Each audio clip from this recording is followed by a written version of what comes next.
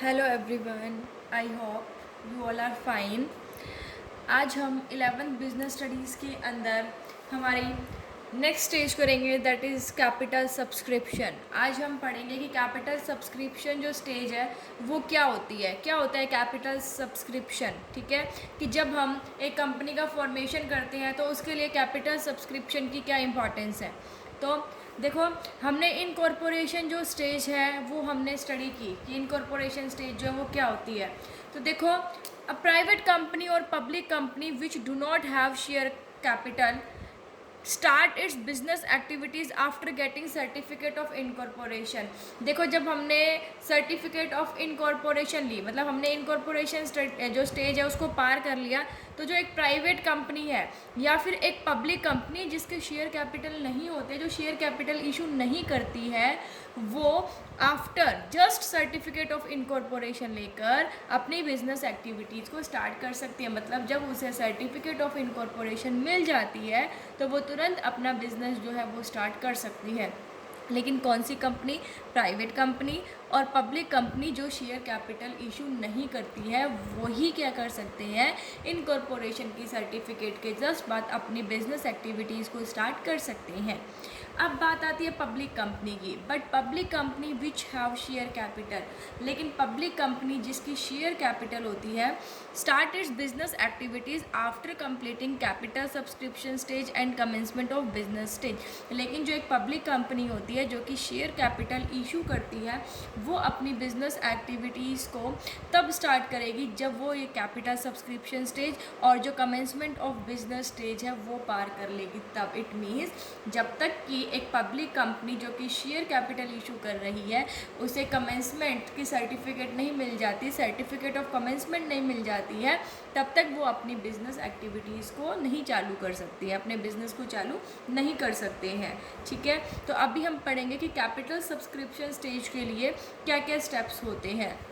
So our first step is SEBI approval. SEBI, that is SEBI stand for Securities and Exchange Board of India. ठीक है, हमें SEBI की approval लेनी बहुत ज़रूरी होती है कंपनी को। अब SEBI क्या है? एक रेगुलेटरी बॉडी है जो कि कैपिटल मार्केट को कंट्रोल करते हैं अपने इन्वेस्टर के इंटरेस्ट को प्रोटेक्ट करने के लिए, कि जो इन्वेस्ट करते हैं उनके हित को प्रोटेक्ट करने के लिए जो SEBI है वो कंट्रोल करता है कैपिटल मार्केट को। कैपिटल मार्केट जहाँ पर हमारे जो सिक्योरिटीज़ है, ठीक है, शेयर्स, डिबेंचर, इनको परचेज एंड सेल किया जाता है, वो हमारी होती है कैपिटल मार्केट। सेकेंड है कि कहते हैं कि public limited company must submit all relevant information with SEBI before issuing it's securities in capital market. कहता है कि पब्लिक लिमिटेड कंपनी को कैपिटल मार्केट में अपनी सिक्योरिटीज इशू करने से पहले जितनी भी इंपॉर्टेंट इन्फॉर्मेशन है वो सेबी के पास क्या करवानी पड़ती है, सबमिट करानी पड़ती है। मतलब एक जो पब्लिक लिमिटेड कंपनी है उसको क्या करना पड़ता है, अपनी सारी इन्फॉर्मेशन जो है वो सेबी के पास सबमिट करानी पड़ती है कैपिटल मार्केट में सिक्योरिटीज़ को इशू करने से पहले। ठीक है, तो पब्लिक लिमिटेड कंपनी के लिए ज़रूरी है कि वो सेबी के पास अपनी जितनी भी इंफॉर्मेशन है उसे क्या करें, वो सबमिट कराए। अगर एक कंपनी है कोई भी इंफॉर्मेशन छुपाती है तो उसका जो ये जो रजिस्ट्रेशन है वो कैंसिल किया जा सकता है। ठीक है, इसमें हमारा सेकंड स्टेप है प्रोस्पेक्टस इशू करना। ठीक है, अब प्रोस्पेक्टस क्या होता है? Invitation to public to subscribe to its shares. Prospectus का मतलब क्या है कि पब्लिक को इनवाइट करना कि वो क्या करे, शेयर्स जो है उसमें सब्सक्राइब करे। मतलब हम क्या करते हैं, कंपनी जो है वो प्रोस्पेक्टस इशू करती है जिसके जरिए क्या करती है, वो लोगों को इनवाइट करती है कि वो उसके शेयर्स में क्या करें, इन्वेस्ट करें। ठीक है, मतलब इन्विटेशन देना किसी को, प्रोस्पेक्टस के थ्रू इन्वाइट करती है कि वो उनके शेयर्स को आगे सब्सक्राइब करें। ठीक है, ये कहते हैं कंपल्सरी टू प्रिपेयर प्रोस्पेक्टस और statement in lieu of prospectus. देखिए, एक पब्लिक कंपनी के लिए प्रोस्पेक्टस बनाना कंपल्सरी होता है। अगर वो प्रोस्पेक्टस नहीं बनाती है तो उसके लिए उसे एक statement in lieu of prospectus, मतलब प्रोस्पेक्टस के बदले में एक स्टेटमेंट जो है वो बनानी कंपल्सरी होती है। और इसे किसके पास डिपॉजिट करवाना पड़ता है? रजिस्ट्रार के पास। रजिस्ट्रार के पास ये प्रोस्पेक्टस डिपॉजिट कराना पड़ता है। ये हमारा सेकेंड स्टेप था। थर्ड स्टेप है हमारा appointment of brokers and underwriters. अब क्या करेंगे, बैंकर्स को अपॉइंट करेंगे, ब्रोकर्स को अपॉइंट करेंगे और अंडरराइटर्स को अपॉइंट करेंगे। देखिए बैंकर क्या काम करते हैं, अब देखिए अब जब लोग जो है वो शेयर्स खरीदेंगे, ठीक है, तो वो एप्लीकेशन मनी भेजेंगे। अब पैसा आएगा तो पैसे के लिए वो जो एप्लीकेशन मनी है वो रिसीव होएगी, ठीक है, और डिपॉजिट कहाँ पर करवानी पड़ेगी, बैंक के पास, ठीक है। तो बैंकर्स क्या करेंगे, जो एप्लीकेशन मनी आई है उसको रिसीव करेंगे और डिपॉजिट करेंगे। ब्रोकर्स भी अपॉइंट किए जाते हैं, किस लिए, ताकि ब्रोकर्स कौन होते हैं, जो शेयर्स को बिकवाते हैं, ठीक है, जो शेयर्स को बेचते हैं और बदले में कुछ कमीशन चार्ज करते हैं। अब हम देखेंगे कि अंडरराइटर्स क्या होते हैं। तो अंडरराइटर्स क्या होते हैं, वो भी एज अ ब्रोकर और एजेंट टाइप में होते हैं। अंडरराइटर्स क्या देखते हैं, they ensure that issued securities are fully subscribed, कि जो इशूड सिक्योरिटीज़ है वो फुली सब्सक्राइब हो चुकी है या नहीं हो चुकी है। जैसे मिनिमम सब्सक्रिप्शन जो है वो इशूड अमाउंट का 90% होता है। मान लीजिए कंपनी जो है वो 1000 शेयर्स इशू करती है, तो उसके लिए ज़रूरी है कि जो 900 शेयर्स हैं उसकी एप्लीकेशन मनी रिसीव हो जाए, मतलब 90% हो गया 900,000 का। लेकिन मान लीजिए कि 80% की जो एप्लीकेशन मनी है वो रिसीव हो जाती है और 10% का जो डिफरेंस रह जाता है, तो वो 10% जो रह जाते हैं अंडर शेयर्स, वो कौन खरीद लेते हैं, अंडरराइटर्स खरीद लेते हैं, ठीक है।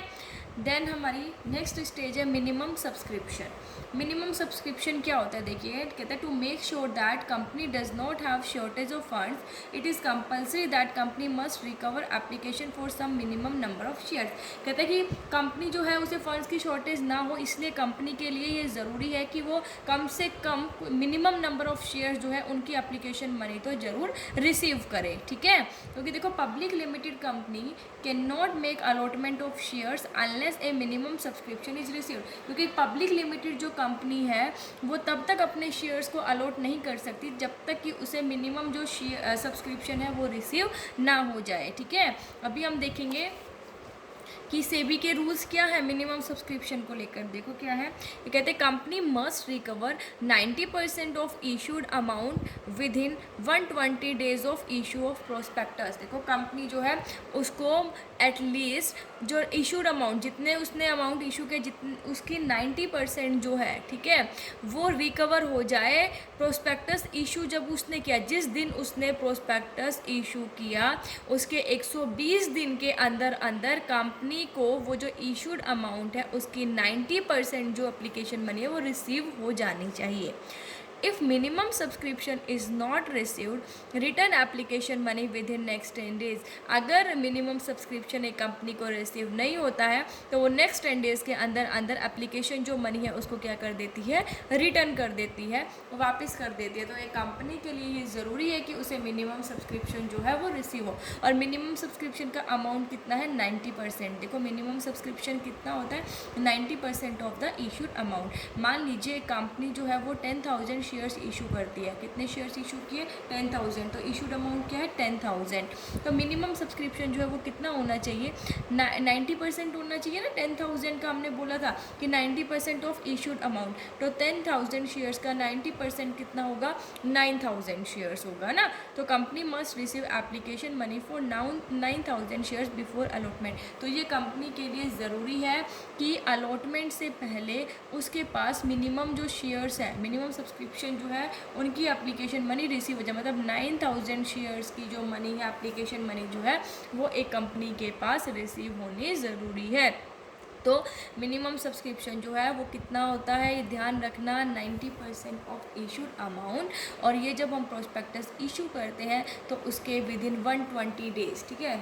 तो 120 डेज़ कितना हो गया, 4 मंथ्स, ठीक है। 4 मंथ्स के अंदर अंदर जब प्रोस्पेक्टस इशू किया उसके 4 मंथ्स के अंदर अंदर क्या हो जानी चाहिए, जो हमारी एप्लीकेशन जो मनी जो है वो रिसीव हो जाए। और कितनी, 90%, ठीक है। अगर ये सब्सक्रिप्शन रिसीव नहीं होगा तो नेक्स्ट 10 डेज़ के अंदर अंदर उनकी एप्लीकेशन जो मनी है वो वापस कर दी जाती है। तो ये आज हमने स्टडी किया है कि जब हम मिनिमम सब्सक्रिप्शन जो स्टेज है वो क्या होती है, ठीक है। सबसे पहले हमने उसके अंदर सेबी की अप्रूवल ली, फिर हमने क्या किया, प्रोस्पेक्टस इशू किया, ठीक है। फिर हमने बैंकर्स, ब्रोकर और अंडरराइटर्स अपॉइंट किए।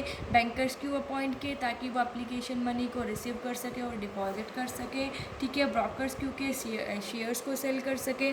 और अंडरराइटर्स क्या देखते हैं कि जो इशू सिक्योरिटीज़ है वो फुली सब्सक्राइब हो चुकी है या नहीं हो चुकी है, और जो डिफरेंस रहता है अगर, तो अंडरराइटर्स जो है वो उसे खुद परचेज कर लेते हैं, ठीक है। मैंने बताया था ना, एग्जांपल दिया था कि 100 मान लीजिए शेयर्स हैं, ठीक है, तो उसका जो 90% कितना हो गया, 90 शेयर्स, ठीक है। ये मिनिमम सब्सक्रिप्शन होता है। लेकिन मान लीजिए कि 80 शेयर्स की ही एप्लीकेशन मनी आई है, तो वो जो 10 जो % रह गया, ठीक है, जो 10 शेयर्स की कमी रहेगी वो कौन खरीद लेगा? अंडरराइटर्स खरीद लेते हैं। तो आज हमने पढ़ा है कि मिनिमम सब्सक्रिप्शन जो स्टेज है वो क्या होती है। आई होप आप सबको समझ आ गई होगी।